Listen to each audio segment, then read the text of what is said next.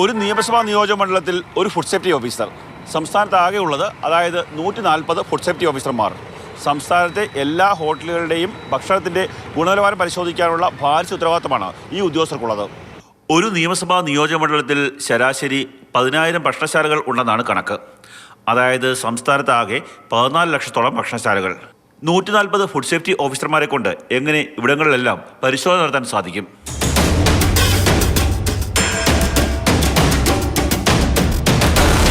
തീർന്നില്ല. കേന്ദ്ര സർക്കാരിൻ്റെ വിവിധ പദ്ധതികളുടെ നടത്തിപ്പ് ചുമതലയും ഈ ഉദ്യോഗസ്ഥർക്കാണ്.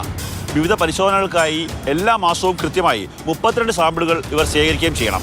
ഭക്ഷണം സംബന്ധിച്ച പരാതികൾ പരിശോധിക്കാനുള്ള ചുമതലയും ഫുഡ് സേഫ്റ്റി ഓഫീസർമാർക്കാണ്. മെട്രോ നഗരങ്ങളിൽ മാസം ശരാശരി 100-ലധികം പരാതികളാണ് എത്താറുള്ളത്. ഇവയൊക്കെ പരിഹരിക്കാൻ പോകണോ? ഭക്ഷണശാലകളിൽ പരിശോധന നടത്തണോ? ഈ ചോദ്യത്തിന് മുന്നിലാണ് സംസ്ഥാനത്തെ ഒട്ടുമിക്ക ഫുഡ് സേഫ്റ്റി ഓഫീസർമാരും.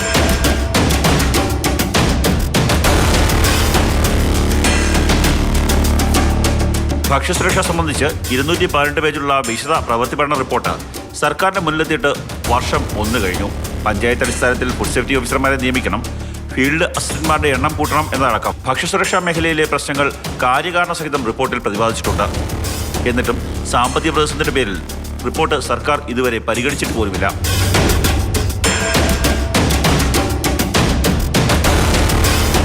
ജോലിഭാരം കൂടിയതോടെ 70ഓളം ഉദ്യോഗസ്ഥരാണ് ഭക്ഷ്യസുരക്ഷാ വകുപ്പിൽ നിന്ന് അടുത്തിടെ ജോലി ഉപേക്ഷിച്ചത്.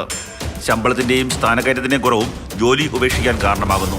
മോശം ഭക്ഷണം വിളമ്പുന്ന ഹോട്ടലുകൾക്കെതിരെ നടപടി സ്വീകരിക്കാൻ സാധിക്കാത്തത് ഈ ഉദ്യോഗസ്ഥരുടെ കുറവ് കൊണ്ടുകൂടിയാണ്. ഭക്ഷ്യസുരക്ഷ പൂർണ്ണമായി നടപ്പാക്കണമെങ്കിൽ കൂടുതൽ ഉദ്യോഗസ്ഥരെ നിയമിച്ചേ മതിയാകും. ക്യാമറമാൻ ഷനാസ് ഫരീദിനൊപ്പം കണ്ണൻ നായർ, മാതൃഭൂമി ന്യൂസ്, കൊല്ലം.